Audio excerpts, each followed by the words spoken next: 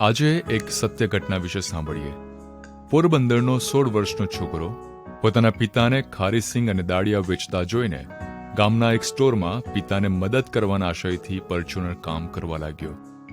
પહેલા પગારમાં શેઠે તેની મહેનતને જોઈને 175 રૂપિયા આપ્યા.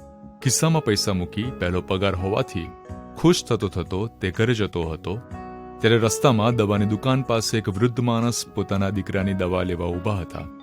તેમની પાસે ફક્ત 30 રૂપિયા જ હતા, તેથી દુકાનદાર પાસે કાકલુદી કરતા હતા. આ જોઈને પેલા છોકરાએ પગારના 175 રૂપિયામાંથી ખૂટતા 110 રૂપિયા પેલા વૃદ્ધ માણસને આપી દીધા.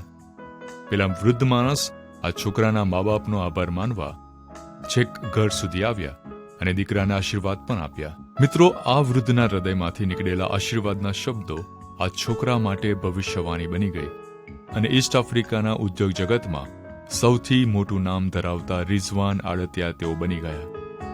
આજે તે કોગેફ ગ્રુપના ચેરમેન છે અને વર્ષો પહેલા આપેલા 110 રૂપિયામાંથી આજે તેઓ 110 થી પણ વધુ ડિપાર્ટમેન્ટલ સ્ટોરના માલિક બની ગયા છે.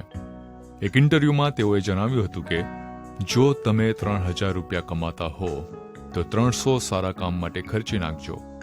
ઘર ચલાવવામાં કદાચ 300ની તૂટ વધારે પડશે, પણ ઈશ્વરની દયા વરસશે ત્યારે તમે આશ્ચર્ય પામી જશો. બાઇબલમાં પણ કરંથીઓને લખેલા બીજા પત્રના 9મા અધ્યાયની 7મી કલમમાં કહેવામાં આવ્યું છે કે કેમ કે ખુશીથી આપનારને ઈશ્વર ચાહે છે.